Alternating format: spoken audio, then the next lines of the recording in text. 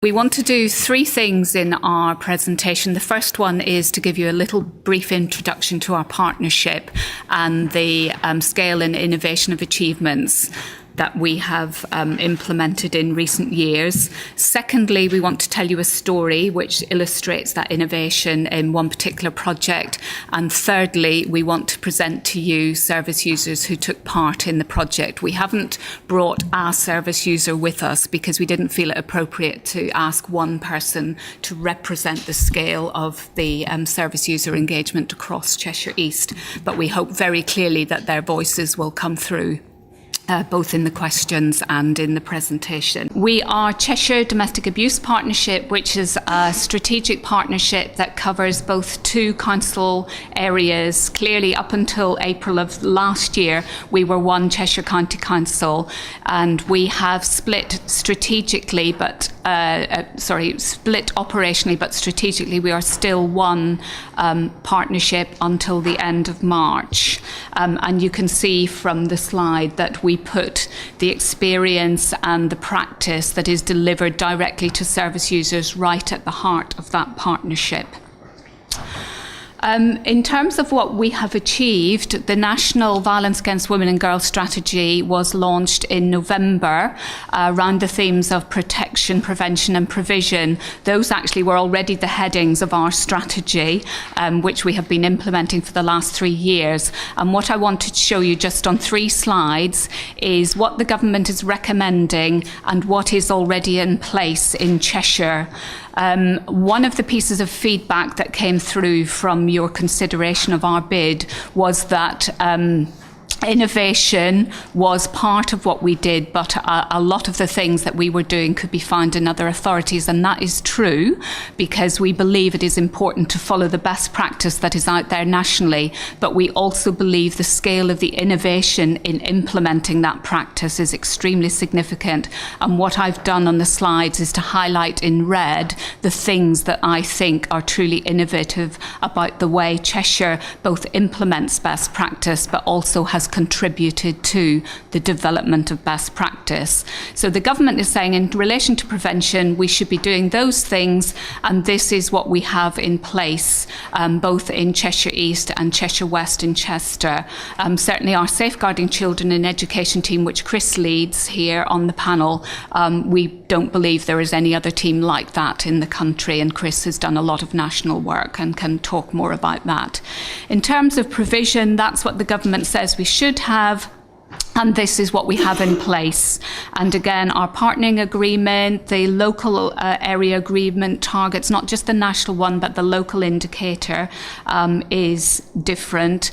The therapeutic and change programs that are there for children, so that any family experiencing domestic abuse and where children are impacted, we have both programs that help them to process and also to change emerging abusive behaviour that we know can be one outcome of exposure to domestic abuse. And through the local authority, we have child workers in all our refuges, which is not funded in any statutory way by any other means.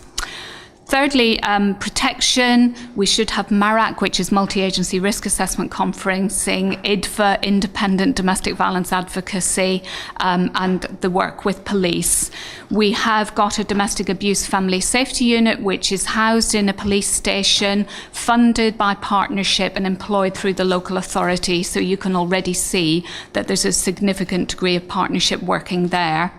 Our MARACs are coordinated not by police, but through the manager of the IDVA service, which is the Professional Advocacy Service. And we do that on behalf of all the partners in our partnership. We have a voluntary perpetrator programme, which is currently being accredited to national standards.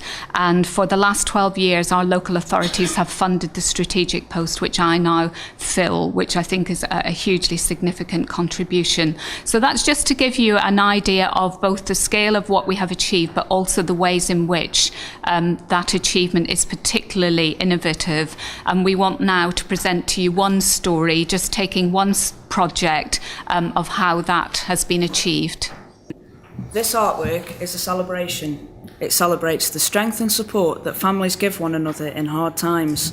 It celebrates the courage that young people show in going for life even when some of their early experiences have been painful. It celebrates the love and protection that mothers give to their children even when they have felt afraid. The Labyrinth is a picture of the journey that women and children take in surviving domestic abuse. It contains something of every person who's been involved, a footprint, a story, an image of hope, or a word of comfort. You are invited to share in that story and to use it to celebrate what makes you proud about yourself and your own journey. The Labyrinth was made over 5 days, 2 days residential by the young people and 3 support group days by the women. I am the refuge child worker funded by the local authority to enable children to settle into refuge, into their school and into the community. These days were led by an art therapist and counsellor whom we had worked with before and so felt confident she would be sensitive as well as creative. And the police officer who attended the scene of the incident took positive action to restrain the perpetrator and referred the family on to the refuge. The days were also supported by staff from all the organisations of which the young people and women were service users. I'm the refuge support worker who helps women recover and get back control of their lives. It's a privilege to do what I do. This was really important because celebrating your family's support and survival sometimes involves remembering the hard times. Someone was always on hand to help anyone who found it difficult. I am the solicitor who supported my client to get an injunction and to act to secure the children's residence. 9 young people went to the Conway Centre and enjoyed outdoor activities to build confidence and friendships as well as creating the artwork. Climbing wall, low ropes team activity, nighttime stories in the teepee, painting, creating butterflies on which to write their stories, identifying the wishes and treasures they would like to find on their journey. I commissioned the Jigsaw Group Work programme that helps young people process their experience and move on. I'm the Youth Offending Service Manager who commissions the Changing Places programme that helps young people to choose not to copy the violent and bullying behaviour they've been living with. They were particularly proud of their recordings of their own strengths and survival on voice boxes which travel with the Labyrinth. I am the Safeguarding Children in Education Manager, making sure that all school communities know about and understand domestic abuse.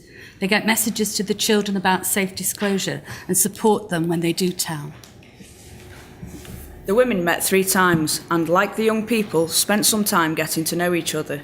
Some felt apprehensive about the artwork and others about meeting new people. Domestic abuse destroys confidence and doing new things can be hard. I'm the Adult Services Commissioning Manager, overseeing the Independent Domestic Violence Advocacy Service and multi-agency risk assessment conferencing, making sure everyone works together to keep adult and child survivors as safe as possible. Claire took everyone through a process of recognising the good things that helped them and their children survive. Then everyone had the chance to imagine how these strengths could be built into a piece of art. I'm the Assistant Chief Constable used to dealing with domestic abuse who needed a hug from the refuge manager when I walked the Labyrinth.